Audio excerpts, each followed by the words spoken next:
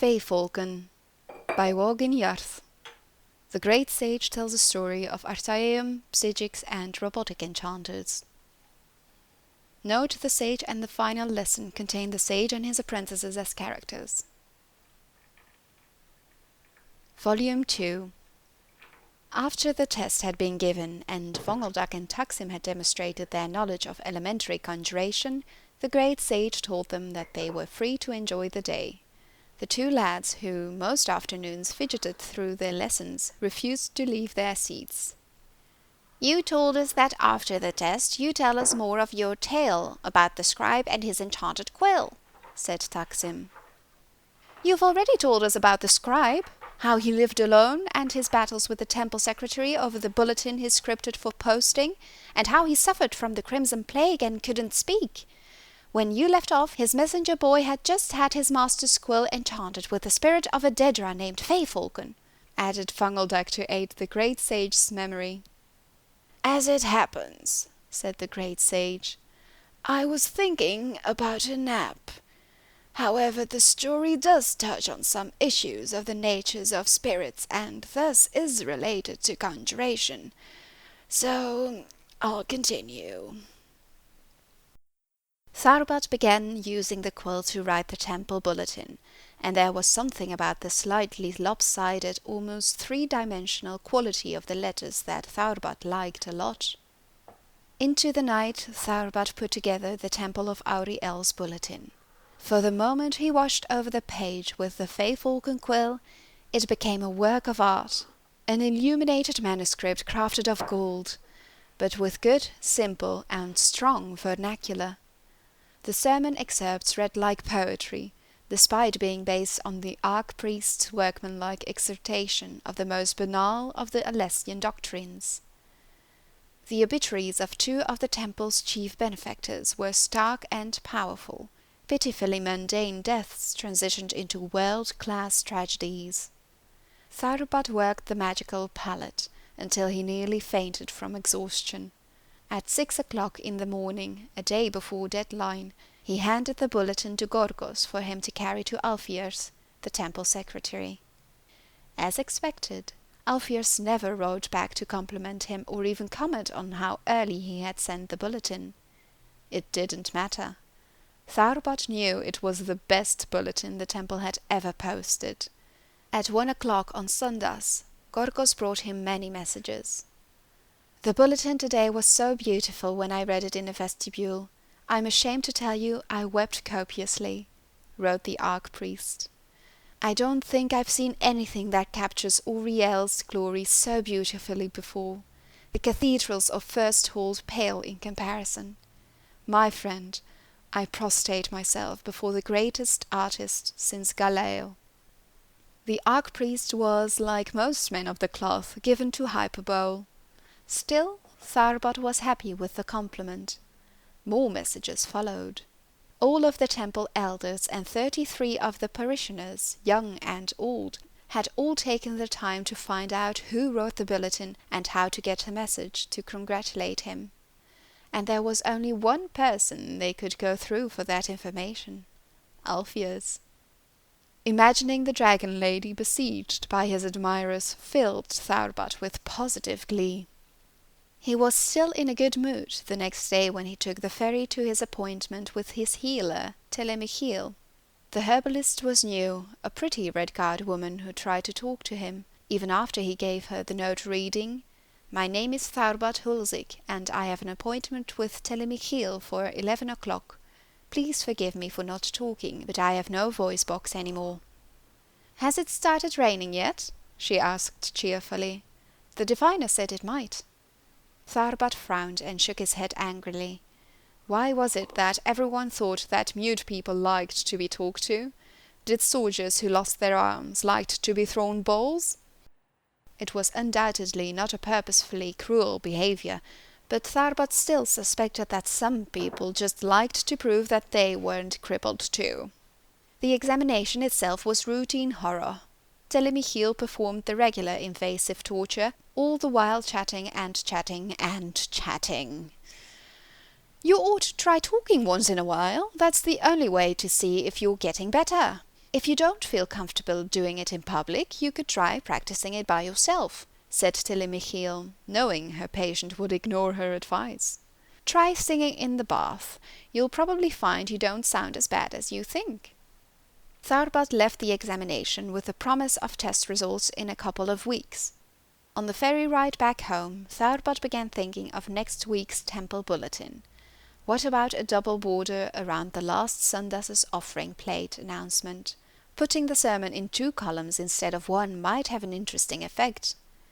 It was almost unbearable to think that he couldn't get started on it until Alpheus sent him information. When she did, it was with the note, "Last bulletin a little better.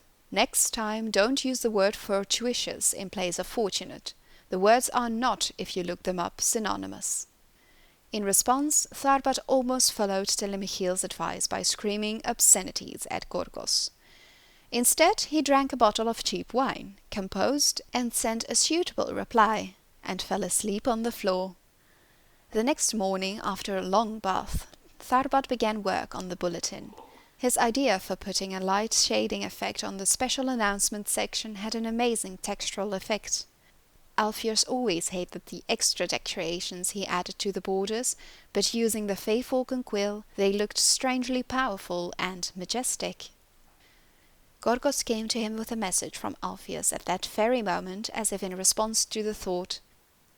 Thaurbad opened it up. It simply said, "I'm sorry." Thaurbad kept working.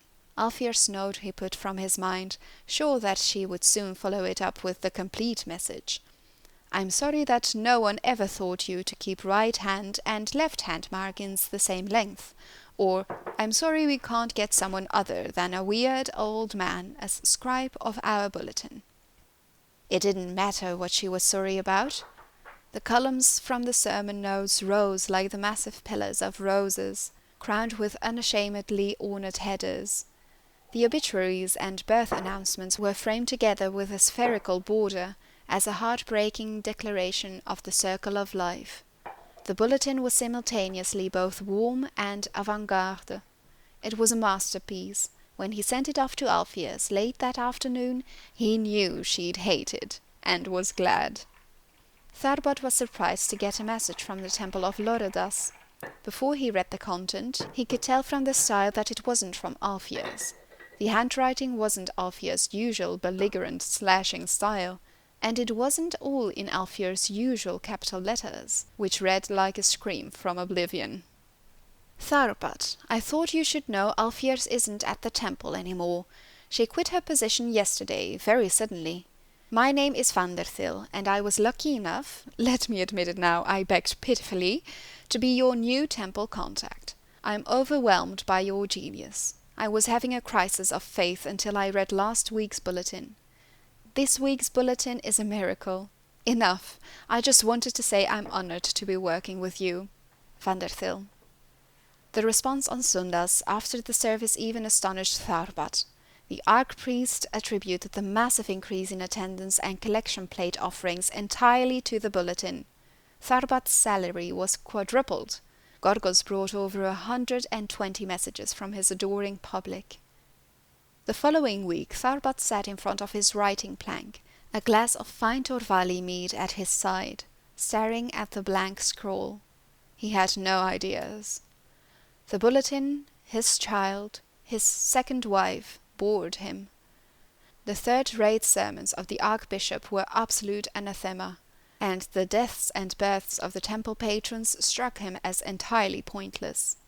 Blah, blah, he thought as he scribbled on the page. He knew he wrote the letters. B-L-A-H. B-L-A-H.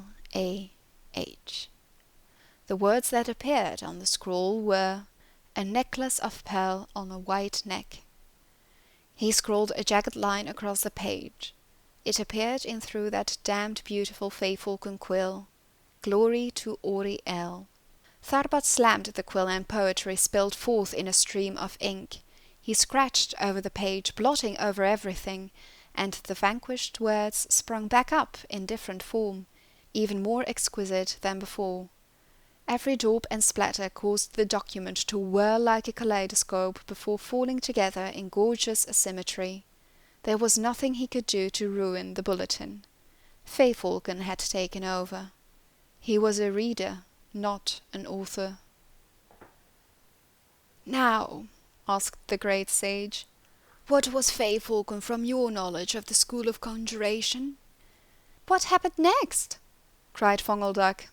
First, tell me what Feyfolken was, and then I'll continue the story. You said it was a deadra, said Taksim, and it seems to have something to do with artistic expression? Was Feyfolken a servitor of Azura? But the scribe may have been imagining all this, said Vonguldak.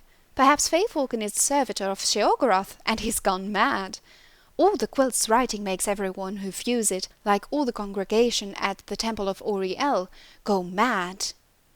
Hermaeus Mora is the Dedra of knowledge, and Hercene is the Dedra of the wild, and the Dedra of revenge is Poethia, pondered Taksim, and then he smiled. Feyfolken is a servitor of Clavicus File, isn't it? Very good, said the great sage. How did you know? It's his style, said Taksim.